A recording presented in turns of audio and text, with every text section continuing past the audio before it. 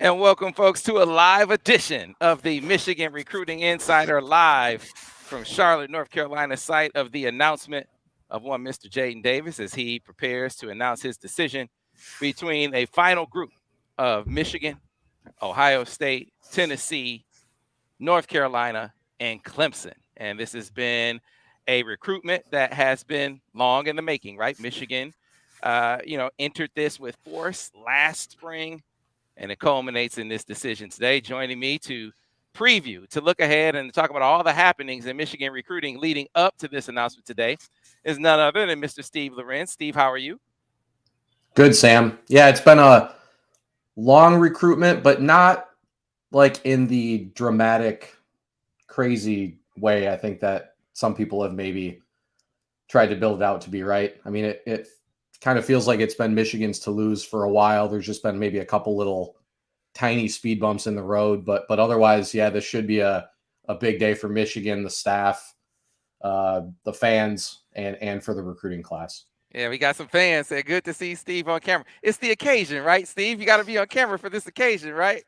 I just have a crappy setup. Like I have a bunch of like good like sports crap that I want to hang up on my wall, and I haven't never just taken the time to do it. And it'll change. We'll get up here though. I'll be up here now. So yeah. So listen, there's a lot of housekeeping to get out of the way. First of all, if you watch this podcast regularly, be sure to like it on YouTube. Be sure to subscribe to the channel. That way you get a notification every time we do another video. Of course, if you're listening to this on the podcast page, like the podcast, rate it, review it, tell all your friends about it. That's how we keep it going and growing, of course, and where it all goes down. If you want to stay up to speed on the latest and greatest in team info, in recruiting info and intel, accurate, reliable intel and info, the MichiganInsider.com is where you should be. And right now, running a 50% off annual special. People have been asking, hey, what are you going to do for the folks who are already subscribers, the monthlies that grind it out month after month with you guys? Well, this is the answer because it's open to new subscribers.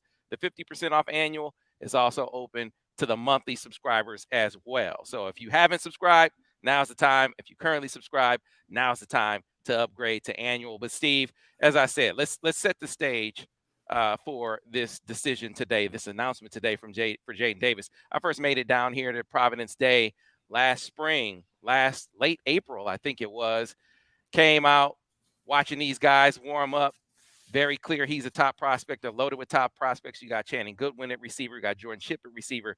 You got Davis Sanders, who is an unbelievable prospect, the number one prospect in 2025. And Jadyn Davis, he hadn't been to Michigan yet, Steve, but he made that first visit to Michigan, I want to say early last May, and it's been a sprint for Michigan ever since. yeah, I mean, this has been one of those kind of classic recruitments where I think the bigger question for Michigan almost the entire way throughout has been who is the biggest competitor, right? I mean, Clemson has been kind of a constant. I know Tennessee was, but Tennessee just got a quarterback commitment, actually took Michigan State's top quarterback target from them earlier this week. North Carolina, the in-state school, and then Ohio State, who, had Dylan Raiola committed, the 5-star, the number one quarterback in the country. He decommitted and had to go back and look, but Ryan Day was on a plane to Charlotte, I think, less than a week after that winter dead period ended. So they made their run as well. But yeah, it's really kind of felt like, who was anybody really going to step up and be that second school next to Michigan, but didn't really seem to happen. Hasn't seemed to happen, right? I mean, I will be clear. I mean, we all have strong crystal balls in, and the thing for me would be if it's not Michigan, who the heck would the pick be, right? So it's really been a good recruiting job by Michigan throughout. Like you said, they got rid of Matt Weiss, who was Davis's primary recruiter. Kurt Campbell has more than picked up the slack there. Jim's been heavily involved. I think Ron Bellamy is in Charlotte quite a bit to recruit guys. So, I mean, it's been a really good all-around effort from Michigan. And yeah, I don't know how much more they could have done to make him feel like a priority. They really haven't been seriously recruiting another quarterback in the class for like months at this point, right? So yeah. they it feels like it's going to pay off for him. Yeah, and that's the source of much consternation, and unnecessarily so. Michigan played this recruitment perfectly. It was one of, I think there was maybe some PTSD from the um, Dante Moore recruitment. But as I told people, if you follow us over on the MichiganInsider.com, we've been keeping you abreast of the quarterback recruitment more accurately than anyone every step of the way, where it's a different coach and a different approach to recruiting quarterbacks. So they were never going to be in position like they were last year, going into the summer and even into the fall, with one quarterback target, unless they could really see the ball being moved in the manner in which it was being moved here. And so you think about all the visits that he made, talking about Jadyn Davis. First, it's the May visit, then it's the barbecue at the big house, then it's a couple of games, right? That he made it to. I think there was another time, I think he's been up to Michigan 6 or 7 times in that mix, and you get a feel for where you are. And it was that last visit, Steve, the one on the 17th, where if you look at why it was an elongated timeline, because this was originally looking like it was going to go down in December, but you had Harbaugh looking at Denver, and then you had Matt Weiss get fired. I don't know about you, but if the coaches that I'm going to play for aren't certainly going to be there, I'm going to take a pause and take a look and see who is going to be there before I make a decision. Yeah, I mean, you're talking about the head coach, who is a quarterback's guy, and then the quarterback's coach, the guy who's going to coach you the most on a day-to-day basis. Both those situations were in flux or appeared to potentially be in flux for a period of time. Only makes sense for a kid who's ranked second in the country at the quarterback position, who's got everybody in the country would take a commitment from him to want to make sure that things are still kosher with the school that it feels like he prefers, right? So, yeah, and again, it's only March. It's not like this is like, that's the other thing. It's not like this is taking like forever. I know some, I know on being on our board, there are some who feel like this has been kind of dragged out, but there's legitimate reasons in this case. And even then, this, to me, a spring commitment, March 31st, not really dragging it out, in my opinion, and so, yeah, Michigan has played this about as well as they could have. Sharon Moore also another one to add in there as somebody who's obviously, as the OC, has been heavily involved too. So yeah, I mean, Michigan is in line here to really make a big statement today. Yeah, man, no doubt about it. And a huge look. The quarterback makes the class really go. You want to get some recruiting momentum in a class, get your quarterback on board and get them on board early. And relatively speaking, this is early. Like you said, it's March. So they played this. I understand that you get a lot of hand wringing, you get the impatience, but that was misplaced in this recruitment. This dude, you look at how hard he looked at Michigan and how much, think about this in the background, and you'll see how fruitful the efforts may wind up being. He's been talking to prospects every step of the way, Steve. I mean, you think about this, it didn't work out, but he was talking to Nick Harbor about Michigan. He was calling Nick Harbor about Michigan. I should tell you something, right? That he was doing that. But let's talk about the domino effect. So first of all, Michigan gets its quarterback. Where do you see that leading on the recruiting trail, Steve, from this point moving forward, both in the short term and in the long term, as far as, down the line, heading into next signing day? All right. So I think the big thing, I mean, two big things also, when you talk about like the timing and quote, dragging it out. I mean, honestly, you think about it, it really might not have worked out better for Michigan than for him. The spring game is tomorrow. They have a bunch of prospects coming up. One of them is Andrew Sprague, the Kansas City 4-star tackle, their top left tackle target. He's been their top left tackle target, was not originally planning on coming to the spring. He also visited, I think, earlier in the month, I want to say. It hasn't even been that long since he was on campus. Was originally going to wait until an official visit, decides to come for the spring game. Gotta think, things are really starting to heat up there. I know Steve Wiltfong put in a crystal ball for him yesterday. I would not be surprised if a few of us are not too far behind there with him being back up. But the other thing is, this will lead right into official visit season 2.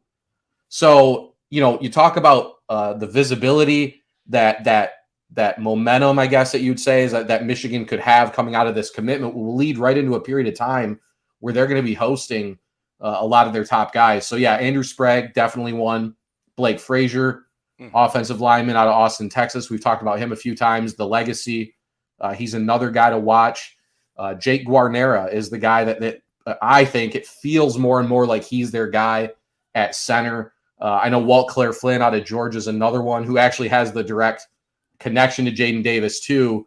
Brady Prieskorn, the in-state tight end. I mean, I kind of think of that photo, that the one that went viral with Jordan Marshall, Blake Frazier, Jadyn Davis, and Brady Prieskorn. And I kind of, some parts of me wonder if that wasn't by design, that those four guys were the ones posing for a picture together, you know? So those are a few names on the offensive side in particular. I know Michigan really still looks good with Amarian Stewart. Got to think he'd be the type of guy that Jadyn Davis is going to be reaching out to and working on. And then obviously his teammates in Channing Goodwin and Jordan Shipp are two, you know, big wide receiver targets as well. The crystal ball is Michigan for Goodwin right now. No predictions for Shipp. I feel like he's being a little more deliberate. I know in-state, I know North Carolina and North Carolina State still squarely in that one, but also a guy that Michigan would really like. So, yeah, we've talked about the offensive line recruiting really starting to heat up, but then you have two of his teammates,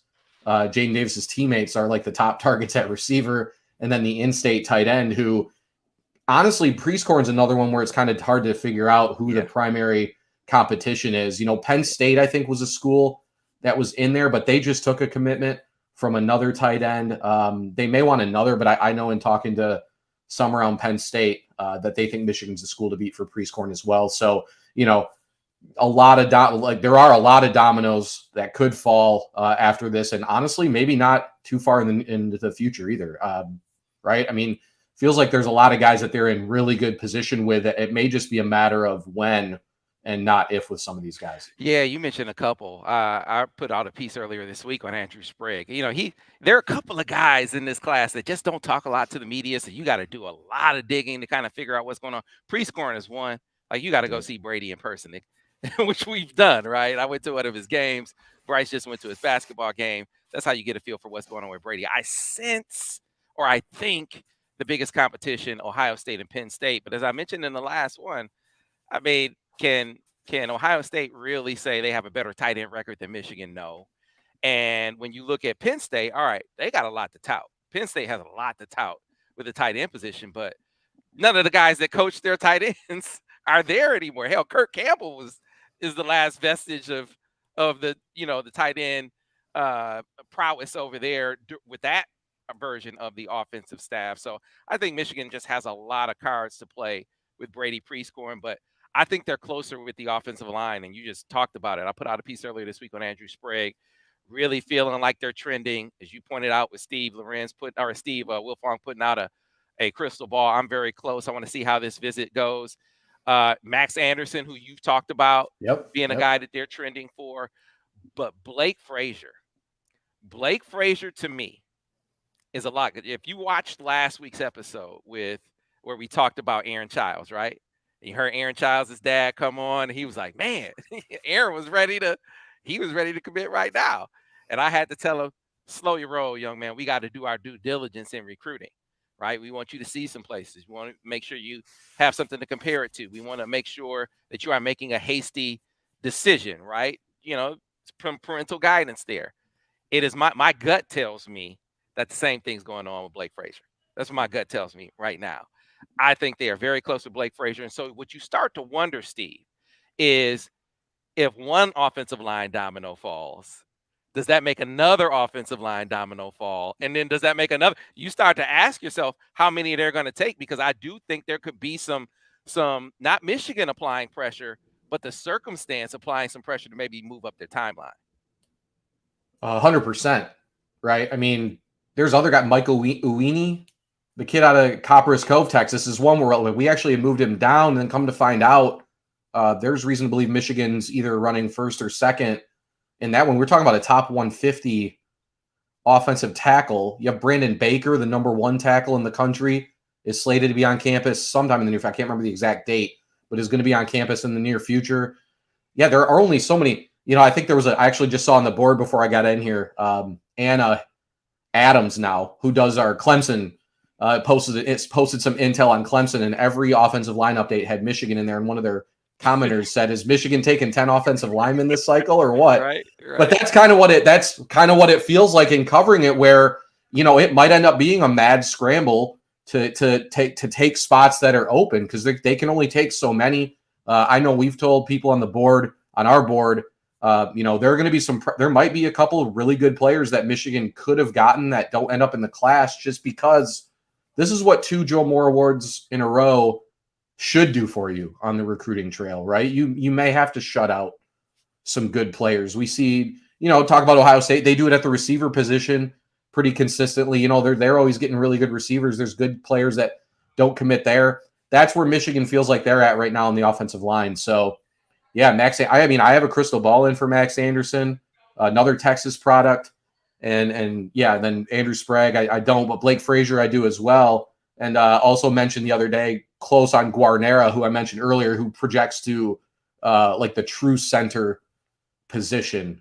Sprague, a true offensive tackle. Guys like Anderson, Frazier, even Ben Roebuck, who committed a couple weeks ago. More your guys who I think they feel like they can move around. So, yeah, I don't know. I mean, people are asking on the board this morning, like, could they take 7? And I was like, I don't think you can honestly fit 7 guys. I mean, 6 would be pushing it, but it does feel like more and more like 6 might be a possibility with who they can get, So you got to also remember Lorenzetti switched to the defensive side of the football too. That's right. So, so there is potential for some room there. So, either way, I mean, yeah, both. Yep. Yeah, there you go. Another one. So they've had two guys each of the last couple cycles that have switched over the defensive side. So I don't know if they're clearing room for recruiting or what the deal is, but either way, yeah, it does get to a point where a kid who maybe is favoring Michigan heavily is going to go to bed and wonder, like, hey, it is where I want to be. Maybe I should get on the boat before the boat fills all the way up. Yeah, man. So. And I'm looking very, very hard. Just talking about the current team in the spring game about some of these young offensive linemen, because I think the offensive line has been the position where you've had the most guys out. So there's been a great opportunity for those youngsters to really get a lot of play against some dudes. Mason Graham, Kenneth Grant was the #1 pick, right? I think Braden McGregor is ready to really break out and be a guy. So all these guys are getting real work. And that's been one of the things that stuck out to me this spring, despite so many starters, so many of the ones being out, especially on the offensive line, or projected ones being out on the offensive line. Man, there's just no concern. They're just like, man, we're good. I mean, this must be what it must be like, for teams that win a lot, that are playoff teams. Like, yeah, you got a couple guys go down. You just feel like it's an opportunity to get your younger guys some run, and that's what Michigan has been doing. But I want to point out a guy that I went to see yesterday. We'll feature him on the next Recruiting Insider. I'll have a long feature as well. Man, Micah Gilbert, Steve. Micah Gilbert is a wide receiver from Charlotte Christian. He is 6'2" and some change, about 190 pounds. You talk about Providence Day. Must have gone to 3 Providence Day games last year. Why didn't I go to that one? Because that was the game. It was the only game that Providence Day lost last year. And it was largely because of Micah Bell in that game. They were down by 3 touchdowns twice in that game. Micah Bell explodes for like 3 touchdowns and 190 yards receiving. And he did it all. He broke his finger like the first minute or 2 of the game, and played the rest of the game with that broken finger or broken hand, and didn't play the rest of the season, but played long enough in that game for them to come back from 3 touchdowns twice and win that game. That is a dude. And so he had offers before that, but it really kind of took off. Before, he was mostly a regional guy, South Carolina, Virginia Tech, North Carolina. I would still say that those teams are the teams in the best shape, but Michigan just had him on campus, blew him away. Blew his family away. Now he's more of an upside guy because he just started playing football in high school, but it's in the bloodlines. Darrell Revis is his cousin. Sean Gilbert is his cousin. Mark Gilbert, who played for the Lions for a minute, is his brother. There's another member of his family that played in the NFL. This dude has NFL dripping in his, flowing through his veins. And Michigan did a great job of presenting to him playing big time football, having an academic balance there, and being prepared to go for the pros. So the key for them is to get him back on an OV. But if they do, Steve, this is the guy that they'll have a real shot with in this Charlotte area, Michael Gilbert. So receivers, another spot where I think we've been working to try to figure out who's going to emerge as like the other major sort of target, right? We have Goodwin, Ship, Gatlin Bear is a guy that obviously, right, faster than what did they say? He's faster than Roderick Pleasant last cycle. He beat Roderick Pleasant's 100-yard dash or something, which is insane. Amarion Stewart, like we talked about. I mean, you have crystal balls in for Stewart and Goodwin. They could lead for Ship. They're probably running one or two for Bear also. I know he had a really good Nebraska visit. I feel like Nebraska's in there. But yeah, they need another 6'2", 6'3" guy in this class. And Gilbert, I mean, is a name we've briefly discussed, but he was, and that's another thing to mention for this spring. They've been very successful, more successful than last cycle for sure, in getting a lot of guys up as well. Talk about Nitro Tuggle, the kid out of Indiana, who's really good. They had James Madison out of St. Thomas Aquinas, who was just up a week or so ago, another like borderline. All those guys are ranked around the same, 90, 91, 4 stars on our site, and Gilbert fits that mold as well. But you got to think, as a Charlotte kid, that, again, maybe a Jadyn Davis verbal commitment opens his eyes even more to Michigan, and got to think that Davis would theoretically be in his ear about it. So that's definitely, that big body type, though, is what they're really looking for. Again, Stewart, Goodwin, not that mold. So that I think they want to supplement those types of guys with a couple bigger body receivers, like a Jordan Ship, like a Micah Gilbert, those type of guys. Yeah, obvious connection for Jadyn to Channing Goodwin, right? And I mean, that kid is connected to Michigan anyway. He's a legacy. Jonathan Goodwin being his uncle, his dad, and Harold Goodwin being his uncle. Jonathan playing for Jim with the 49ers. I mean, it's just so much. And now if you look around and you see your QB1 is a QB1 in Michigan, that just helps there. But Micah Gilbert played 7-on-7 with Jadyn. They aren't obviously tight like Channing and Jadyn, but there's a link there, a connection there that makes it feel a little more like home. He does not seem to be a guy that's tied to home. I'll let you guys see for yourself, but you get to know kids, or you talk to kids, you spend some time with them. We spent a lot of time with Micah Gilbert yesterday, and you just know kids that just fit and have a sincere interest. And I think he has a sincere interest, but Michigan has to play catch up in that one. He's had one unofficial to Michigan. He's been to South Carolina like 12 times and North Carolina like 12 times. So there is some ground.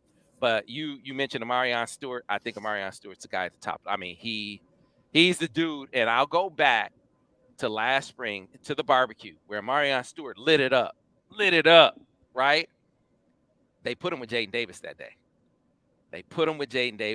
So it was Jadyn, it was Amarion, it was and Goodwin and Ship all together. And who knows? I mean, maybe a little bit of foresight there that they had, but clearly that was someone that Amarion started looking at too. So you can just see, you get back to what we started out talking about. You get the quarterback in the class, especially one that's willing to recruit, especially one that's willing to extend himself and go the extra mile, like JJ did, like Drew Henson did back in the day, right? That can turn your class into a snowball. And I just feel like that's what Michigan is on the verge of right now, Steve. Yeah, and you got to, almost even quarterbacks who didn't like necessarily pan out for the Maize and Blue. Like even I remember Shane Morris was a really big, active recruiter for Michigan. Alex Malzone was in the 2015. I remember in the 2015 class was a guy like, I think as the quarterback, I think you're looked at just sort of as you are on the field as sort of the leader, And if you're Jadyn Davis, if you're any quarterback committing to a school, I mean, you want to surround yourself with the best possible guys. And 9 times out of 10, you are the most visible member of that class. So it resonates a little bit more when that top quarterback, that 5-star quarterback, is the one who's in your ear saying, hey, like, you should come to Michigan. Like, we can win some championships. We can win some Big Ten titles. We can go to the playoffs, et cetera, et cetera. So yeah, I mean, that's one area where, I think a lot of people have mentioned, like, for last cycle, didn't help Michigan's situation, that they didn't really take a true quarterback. I think do they believe Kendrick Bell could be maybe? Yeah, right.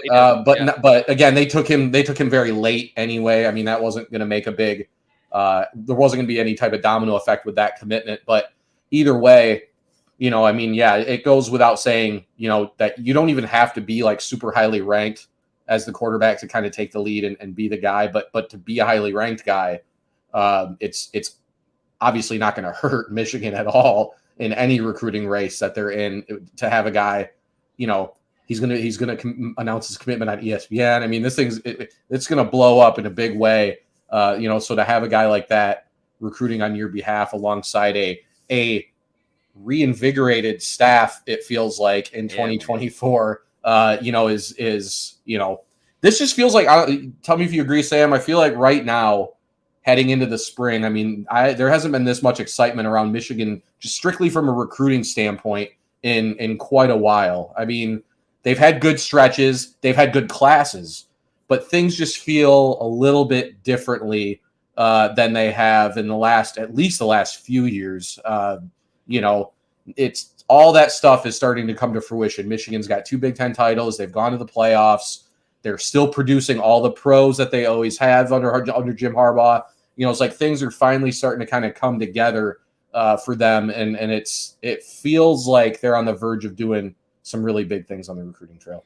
All right, so let's start getting into some of the comments here. I'm going to go and I know some of you've been commenting the whole time. First of all, I sense there's a level of uneasiness from some in this in this episode, whether it be YouTube or Facebook, and I'm like, man, you guys must not subscribe to us. You must not watch our podcast or listen very often, because whether it's the panic over they haven't expanded the board. Like, if you were listening to us, you wouldn't have been panicking, right? That's number one. Number two, you watching this, like, what Darren, come on, man. Come on, man. Come on, dude. Was it the guy that asked that? The guy that asked that this morning on the board, I think there was like 120 downvotes on it or something. I mean, it's like the most negatively received board post that we've had in a while. So yeah, man. All right, it's natural to worry, I think, for some people, right? I mean, they've been left at the altar before, but this feels a lot different. Look, recruiting, you always lose more than you win. You're gonna have the recruitments that are skewing your way the whole way, and then something happens at the end. You're gonna think you have a guy signed, like Najee. I mean, they had Najee's. I mean, guys are checking in to their, dorm assignments, and Najee's dorm assignment is right there, right next to all the rest of their keys. Najee's is there. They're waiting on Najee to show up. He doesn't get on the plane. He goes to Alabama. Things happen in recruit. Nicholas Harbor. You're with Nick Harbor every step of the way. He gets a marketing team that comes in at the end, flips the recruitment. Things happen. If they happen, we tell you. If they don't happen, we tell you. Right? I mean, so come on, man. Let's relax. Let's relax a bit and get into some of these other questions. And so Theodore Dodge, he says Underwood or Cutter Boley in 25. I think this is actually pretty academic. I think it's Cutter Boley, not because of talent, but because I think Underwood, I think Bryce is strongly affected by what happens in front of him. So schools that get a 24 quarterback, a highly regarded 24 quarterback, are going to take a back seat with Bryce. Now, that doesn't mean if you're Michigan, you stop recruiting him. Like we went into this last week, right, Steve? In the day and age of the portal and day and age of a long recruiting cycle where coaches can come and go, you just never know how recruiting circumstances change. Maybe his criteria changes, and then down the line, he doesn't care who's in front of him. So you keep recruiting him. But for the here and now, you get a 24 5-star. It's going to hurt you with Bryce Underwood. But I haven't sensed the same thing being the case with Cutter Boley. Not yet, no. Isn't I think Underwood's going to be at the spring game tomorrow, isn't he? He's supposed to be. So we might know pretty quickly Right. the impact that a Davis commitment would have on that recruitment, right? I mean, what would the difference be tomorrow versus a couple months from now? I mean, I got to think though, if there's one thing, Michigan's got to have an angle that they're going to play. I mean, Underwood's way too talented. They've done enough to get back in it in the first place. They have to have some kind of, it won't be easy, right? We know that. I mean, he's got everybody after him. Everybody. This is not a regional recruitment. This is a 100% national recruitment for Bryce Underwood. But with Cutter Boley, I think another George McIntyre will be on campus tomorrow as well. He's another big time 2025 quarterback. They have, like, I think we joked that they've had hosted more quarterback offers and targets in the last month than they had in the last 5 years. Kurt Campbell, like, really turning it around in that regard. Hey, so that's why I say different coach, different approach. And you see it being put to the fore. Go back through this. Zion Badwin, laugh like that's my favorite player in any sport ever. That's probably why I watch more Isaiah Thomas than I have anyone ever. That's probably why it happened through osmosis, like inadvertently. He had that influence on me. Keep moving on. We have a couple of more here. You talked about this, Steve. So they go out and they get Jordan Marshall, and Tatum's still on the board, and Michigan is going to be in a position where they got to replenish that running back room, right? Absolutely. It really, it'll come down to if one of the guys in front of them can develop, but we haven't seen it yet. So there's enough uncertainty there for Mike Hart and Michigan to really say there is an opportunity for 24s to come in right away and make an impact. And running back's a spot. It's not uncommon at all anymore to see guys come in and play and make an impact right away, right? So it's not like offensive line in most cases where you got to maybe, it takes a little bit of development. You got to wait your turn. At running back, the talent, if you're talented enough, especially running behind an offensive line like what Michigan's going to be putting out for the foreseeable future, you talk about, Taylor Tatum's only crystal ball right now is for Michigan, from our Texas insider, Mike Roach. That's, and I think we joked that of that photo we talked about earlier with the four, is that we thought Jordan Marshall would be the last of that four to potentially commit if he was going to choose Michigan. Now he was the first one. So, also the other thing too with running back, it's not the same as it was 10, 15 years ago. I don't think guys are like, knocking the door down to be a 30 carry a game guy. I think you can do enough and get the ball enough and split carries and keep yourself fresh for the next level, by running in sort of a committee type deal. It's not going to hurt Donovan Edwards next year for his NFL draft prospects, with him and Blake Corum splitting carries again this season. It's not going to hurt him at all. I think Michigan they like running at least 2, if not 3 backs consistently. I think Marshall being on board first is probably, to me, I thought was better than if they were able to get Tatum first, because I feel like Marshall may have gravitated more towards Ohio State. Now with Marshall on board, I think Michigan's in position to keep it going with Tatum. We'll see. But there's other guys too. You got Darian Dupree out of Chicago, had a great visit to Michigan. Harry Stewart out of Frisco, Texas is another one. I mean, that's another, kind of repeating ourselves, but it's another area where they have a lot of guys that feel like they're in really good position for, and maybe first come, first serve. We'll see there, but Tatum definitely the top guy. All right. So Haji 1954 says, Sam, Steve, your thoughts on defensive line recruiting? We spent a lot of time on some guys. We spent a lot of time on Brian Robinson, for instance, who crystal balls everywhere for him, right? They say Michigan right now, and rightfully so. I still think Michigan has a good shot at Marquise Lightfoot. So that's one to keep an eye on. But Darian Mayo just came to campus, Steve. That's one that it feels like Michigan is going to have a better chance at. And then one we haven't talked about on the podcast before is, at least at length, is Jordan Thomas out of Don Bosco in New Jersey. And with Chris Partridge back, I mean, that kid made it to campus. He had, members of his circle on campus with him as well. People that, and I think the Bosco coach Steve, Chris is CP is really tight with. Like you got some connections there, and you're always going to have a shot at Jersey guys with CP back around. I think that's what put Michigan back in this one was Chris Partridge. I think Michigan also did really well with him, and I think they're probably in the top 3 or 4 right now. I think the one thing with Thomas is it feels like the other schools he's really taking a close look at are the SEC type programs. I know Georgia. He looks on film and just physically looks like a guy that would play at Georgia. You know how Georgia's always seems like they get like 2 or 3 of those types of big 6'4", 6'5", 300-pound guys in the middle, every cycle. He kind of looks like an SEC style defensive lineman. There were a couple of guys I think we mentioned over past cycles that are similar.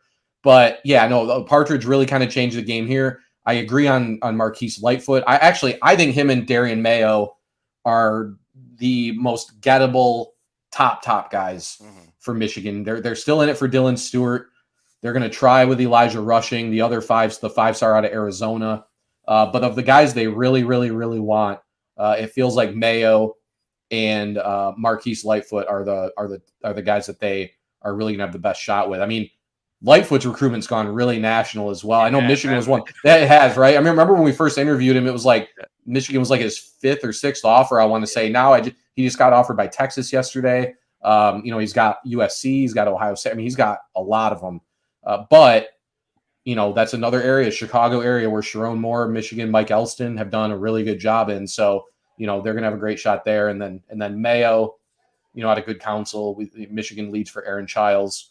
Got to think that'll help their case there. But he's just independently, he had a great visit on his own as well. Yeah, very strong lead for Mayo, and so you think that's going to help him with all of the good counsel guys. I mean, a guy that we didn't mention that's going to be making his way to campus pretty soon.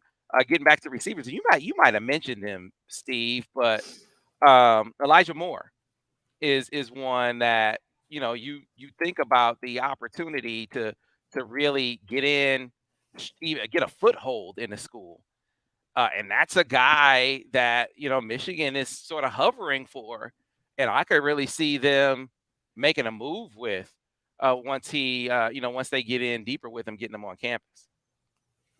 Another one, right? We talk about receiver. Who's going to be that other guy? I think Elijah Moore fits that mold perfectly. I think he's a legit 6'3" or 6'4". Josh Jackson out of Louisiana is another one that was on campus recently, a 3-star out of St. Augustine. I think was that where Leroy Horde went? I don't know. Somebody went to St. Augustine in Louisiana. Down there. I don't know if that's where Leroy went to school, but I know that's where Leonard Fournette went for sure. But that's neither here nor there. But yeah, I mean Elijah Moore, another guy where that's the value of getting all your top guys on campus. Is now Michigan can go back and look at these guys that they've hosted and say, okay, which of these guys do we like the most? Which one are we going to make the big push at? And oh my God! All right, I saw that pop up on my screen. But yeah. So they're going to have a lot of options there, and Moore is another one where guys could emerge as sort of that top target alongside the major ones that we've talked about. Yeah, man, it's look, it's fun to interact with the people, right? Yeah. Like you come here to get some info, to get some intel for us to guide your feelings. Here we are guiding your feelings, and you aren't letting us guide your feelings. Like, come on, man, get with the program, relax, get fired up, get excited about where things seem to be heading as far as Michigan recruiting is concerned in the 24 cycle. And this is what we thought, to revisit another conversation we had. This is what we thought it would be like coming off of a playoff appearance. Now, twice, and this is the other thing that we need to highlight that maybe we didn't get into enough. This recruiting staff is on another level. They seem to be deploying Denard different and better, right? CP comes in, he's a step up in that regard, as is Kirk Campbell. And so you add it all up, Steve, and it feels like you have a recruiting staff that matches the coaching prowess now. Like you can't just have one. If you're gonna be at the top of the mountain, you got to be killers in both. You got to be a killer on the field. You got to be a killer on the recruiting trail. And I feel like this is the proper balance, or the best balance we've seen Michigan have in some time, if not for the entirety of the Harbaugh era. I think top to bottom, it's hard to say this isn't their best recruiting staff, right? I mean, Partridge, former national recruiter of the year for 24/7 Sports when he was at Michigan. Steve Klinkscale, a guy you can throw anywhere. Sharon Moore, also I almost won national recruiter of the year. What was it, the ninth, whatever cycle Dax Hill was in, almost won national recruiter of the year. Mike Elston seems to score on a lot of his top targets as well. Casts a nice wide net of prospects.